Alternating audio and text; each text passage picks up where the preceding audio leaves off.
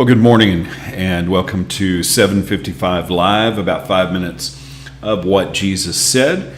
And you can find a different command of Jesus every weekday at our Bible plan at bible.today.church.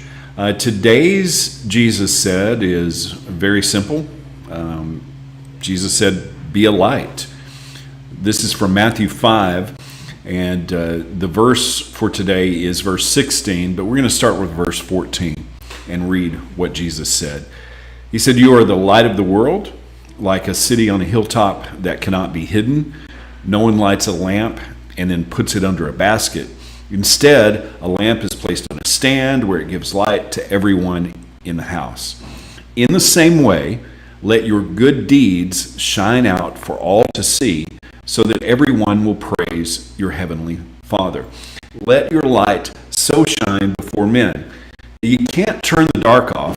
You can only turn the light on. And in the world that we live in, there are two kingdoms, the kingdom of darkness and the kingdom of light. And you're either shining light or living in darkness. It's either selfishness, doing things your own way, or Jesus as Lord and King of your life. It can't be both.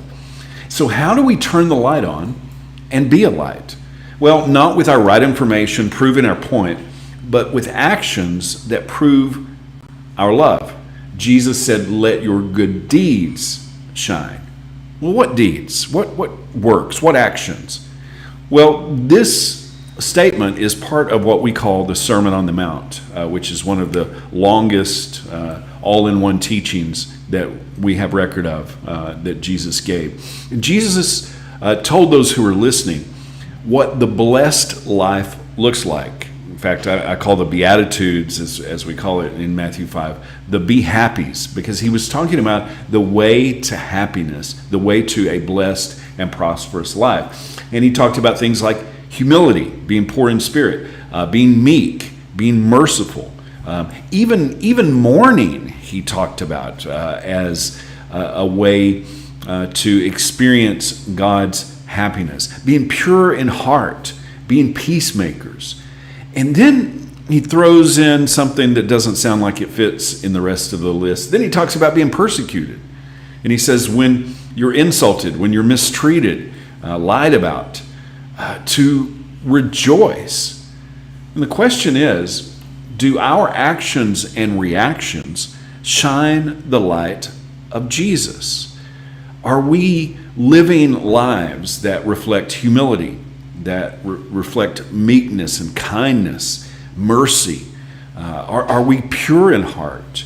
Are we really peacemakers? And how do we react when we're insulted, when we're persecuted, when we're mistreated, when we're lied about? If we're going to let our light shine, we have to ask the question, do our actions and reactions really shine the light of Jesus? And the true test of that, how do we react when things go wrong? Do we respond with, oh, it's not fair, it's not right, we're under attack, let's cancel that? Or do we respond like Jesus said was the way to be happy, the way to be blessed, the be happies? Are we humble? Are we meek? Are we merciful, kind, pure in heart, peacemakers? And how do we respond when mistreated?